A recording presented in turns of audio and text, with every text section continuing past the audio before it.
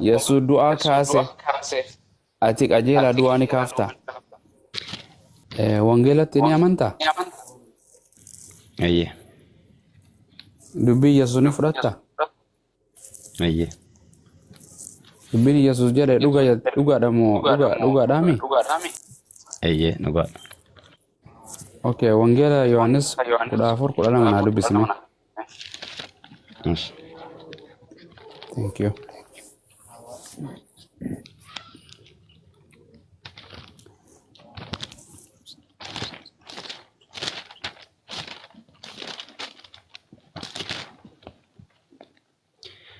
Dhuguma isiniin jedhaa namni anatti amanu waan ani hojjedhu hundumaa sin hojjetaa. Ani gara abbaa waan an dhaquuf kana irra kan caalu iyyuu hin hojjeta. Hin hojjetta. Galatoon. Hayyee.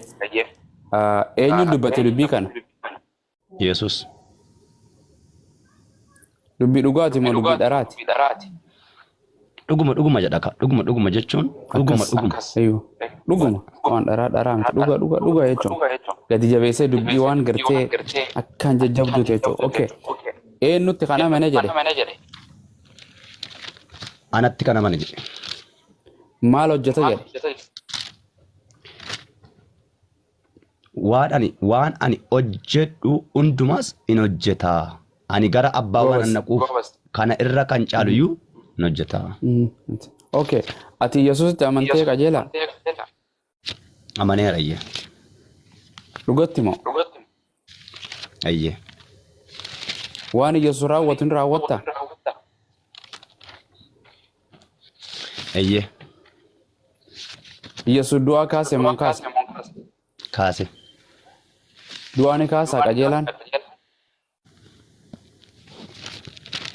Du'aan ka'uun salphaadha hin kaa'e. Hoyya. Goobas. Bareeda.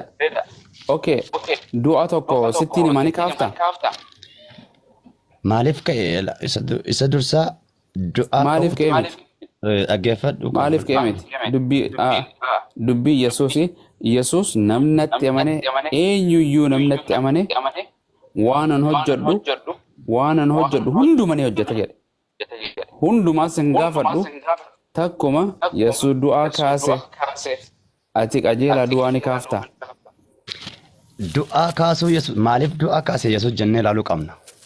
Waan inni kaaseef waan fedheef haa kaasu. Namumaatu nu kaase nama du'e jedheeni atis Yesus waan hojjetanii hojjettaa miti mamii malee. Kuni dubbii Yesus beeke. Dubbii Phaawulosii miti. Dubbii barattoota dhugumaan isinitti hima jedhe. Eenyuyyuu namni gartee anatti amanu waan an hojjedhu hundumaa ni hojjeta jedhe. Gadi bu'ee akkasumatti gartee gara abbaa waan hin dhaquuf kana qofaa miti waan an hojjedhu caala hojjetan jedhe. Yesus daran hojjechuu qabdaa jechuudha. Yoo amante. So boqonnaan kun dhugaa ta'uuf amanaa ta'uuf kanaan adda baafachuun qaba akka laaboraatooriitti du'aa ni kaasaa qajeelaan.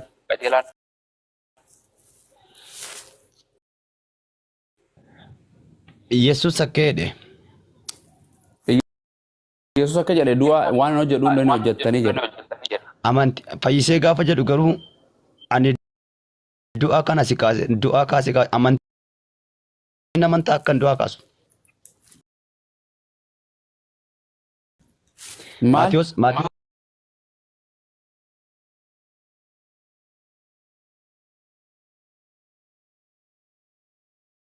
sagaltamii torba yoo waan hin amanneef immoo warra hin amanne gidduutti immoo hojjechuu hin amanu jechuun Yesus akka jedheen nu garsiisuu qabda ani haaroon keer feetu gootes godhu baattus ani argumaan barbaada waan jedhe Yesus Kiristoos namni natti amane jedhe ati Yesus teegaa amantee du'aa ni kaaftaa eeyyanii kaasee dhimee mamii malee. Dhaggeeffadhu siin jedhee waan sitti dubbadheen jira akka jedhe Maatiyoos 9:27 kana gochuu akka hin danda'u hin amantuu jedhe kana gochuu akka hin danda'u hin amantaati moo maal du'aa kaasuu yoo kaafte naan amanayyee gochuu erga ka'eera ni kaafta goobasi Haacaaluu kaasuu ni dandeessa Haacaaluu. Barbaachisa qabadhu.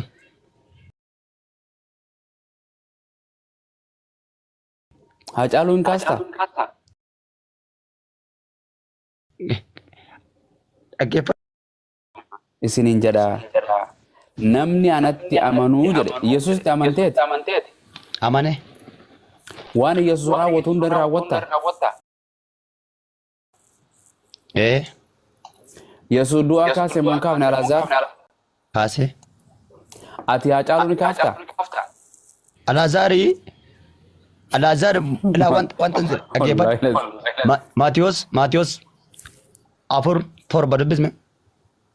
Maali afur torba godhane Yohaannis kanarraan jira Yohaannis 14:12 jira. Tole sagal olii ka waan ta'eedhaaf ol duuka. Atamma sila Maatiyos Yohaannis 14:12 dubbistanii Maatiyos 21 dubbisaa turtan. Maatiyos 4:7 Yesuus garuu Waaqayyoo kee goofticha gar malee hin eeggatin kan jedhu immoo caafameera ittiin jedhe. Kun gar malee isa miti jechuun yeroo san seexaanaatu qorate seexaana miti yeroo isa qorachuutu jiru. Yesuus kuni dubbii Yesuus dubbate ani qorre kan lafaa keessa hin jenne bar. Yesuustu jedhe namni anatti amanu waan raawwadhe hunduma sanirra caalaa hojjeta jedha. Ati amantee jirtaa? Amaneen jira nama. Eega amante waan Yesuus raawwate hunda raawwatta? Eeyyee. Okay, du'aa hin kaaftaa? Kana gochuu akka hin danda'u namantaa? Hayyee. Isa amanuu fi amanuu kan jettu. Waan asiin jedhu. Abboo ni kaaftu moo hin kaaftu? Nuti nama laa beek qabadhu ani nama. Garuu kan kaasu eenyudha? Hafuura. Isa. Hafuura ni qabdaati hafuura ni qabdaa? Hafuura qulqulluu ni qabdaa? Iyyee nan qaba. Kaasiin si jedhe ni kaaftaa hin jedhe du'a. Inni amantaati. Maani amantaadhaan jedhe. Abboo anaa miti kan Yesuusitti amane sii miti kan Yesuusitti amane waaqayyotti Yesuusitti. Eeyyee natu amane kanaaf iyyuu. Wangeelli kun kan Islaamaati moo keeti kan Kiristaanitti amanu? Abbaatu filatee fudhata malee tokko amantii. Wangeelli kun kan Pheenxeeti moo Ortodoksiiti? Wangeelli kun kan amma kan jedhamu kan kiristaanni kan ittiin gaggeeffamudha garuu abbaan kun warra eenyutti gaggeeffamu warra gartee Samaaniyaandi warra Ortodoksiiti moo kan Pheenxeeti kan waldaa Pheenxeeti moo Ortodoksiiti? Waldaa Ortodoksiidhaa fi Pheenxeenis tokkuma ol duukaa maaliif? Ortodoksiin 66 kana hordofti? Qabu kanas hin hordofu qabu isa sanas duukaa. Okay, wangeela kanatti kiristaanaatu hordofamoo Islaama? Kiristaana. Okay, ati kiristaanaa mi? Qoy nuguse. Eeyyee kiristaana. Kiristaana. Wangeel abboo qoy cufa dhumeeti abboo irraa hin xumura gurbaa kana. Wangeela kanarra waan jiru sagalee waaqayyooti miti sagalee waaqayyoo waan dharaati moo waan kijibaati moo waan dhugaati? Waan dhugaati. Dubbiin Yesuus dhugaa moo dhara?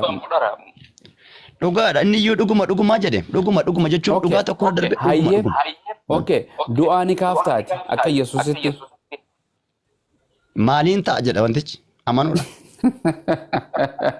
Amantee amanaadhaati nama amane tokko moo nama amaneen? Nama amaneedha. Eega amantee waan Yesuus raawwate raawwattaami? Eeyyee. Wangeelaa jedha.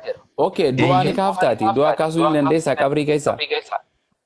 Kana gochuu akka hin danda'u hin amantaati du'aan fakkeenyaaf du'aan kan keessa jalaa du'e akka jedhameti mana yaaros gaafa mormii